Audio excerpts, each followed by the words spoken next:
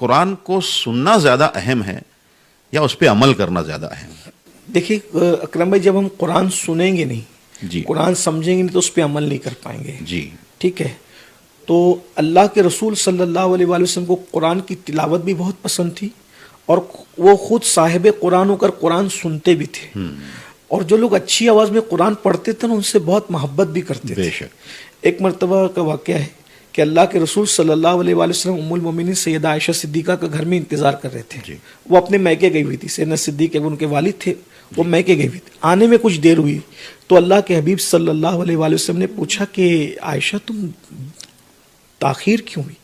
کہا یا رسول اللہ، میں گھر آ رہی تھی تو میں نے دیکھا کہ مسجد میں ایک صاحب قرآن کی تلاوت کر رہے تھے، اور اتنے اچھے لہجے میں وہ قرآن پڑھ رہے تھے نا کہ میں کھڑی ہو گئی سننے کے لیے. یا رسول اللہ، اگر آپ چاہیں تو آپ بھی چلیں، وہ بہت اچھا پڑھ رہے ہیں. تو اللہ کے رسول علیہ السلام خود وہاں تشریف لے گئے اور انہوں نے قرآن سنا اور بہت اچھا پڑھ رہے تھے. آقا علیہ السلام گھر میں آئے تو کہا کہ یہ جو قرآن پڑھ رہے ہیں نا، یہ سالم تھا. اچھا. ہاں، وہ صحابی کا نام یہ سالم تھا. کتنا اچھا قرآن پڑھ رہا تھا. اور پھر اچھا قرآن پڑھنے والے پر جو حضور علیہ السلام نے بات کی ہے، قربان جانے کو جی چاہتا ہے.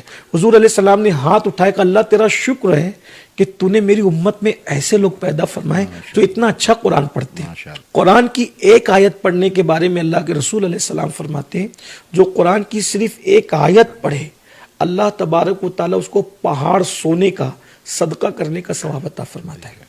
جو قرآن سنے گا، اللہ اس پہ رحم کرتا ہے اور اللہ اس کی بلاؤں کو دور فرماتا ہے. تو قرآن پڑھنا بھی چاہیے اور قرآن سننا بھی چاہیے. جب ہم پڑھیں گے اور سنیں گے تو پھر عمل کا جذبہ پیدا ہوگا. رہی بات تراویح میں جو قرآن کا معاملہ ہے، آج کل یہ ہو گیا کہ جلدی کہاں ختم ہوتی ہے. یہ چیز تھوڑا سا تشویشناک ہے. قرآن کا جو حق ہے، الفاظ سمجھ میں آنا چاہیے. یعلمون اور تعلمون کے سوا کچھ سمجھ میں نہیں آ رہا ہے، کچھ پتہ ہی نہیں چل رہا ہے. اس طرح کا قرآن پڑھنا جائز ہی نہیں ہے. اللہ پاک ارشاد فرماتا ہے وَرَتِّلِ الْقُرْآنَ تَرْتِیلًا، قرآن کو ٹھہر ٹھہر کر پڑھو، اطمینان سے پڑھو. تو عمل کا تعلق اسی سے ہے. ہمیں قرآن کی تلاوت کا حکم بھی دیا گیا، قرآن سننے کا حکم بھی دیا گیا، اور عمل کا بھی. پہلا درجہ پڑھنا، سننا اور عمل کرنا.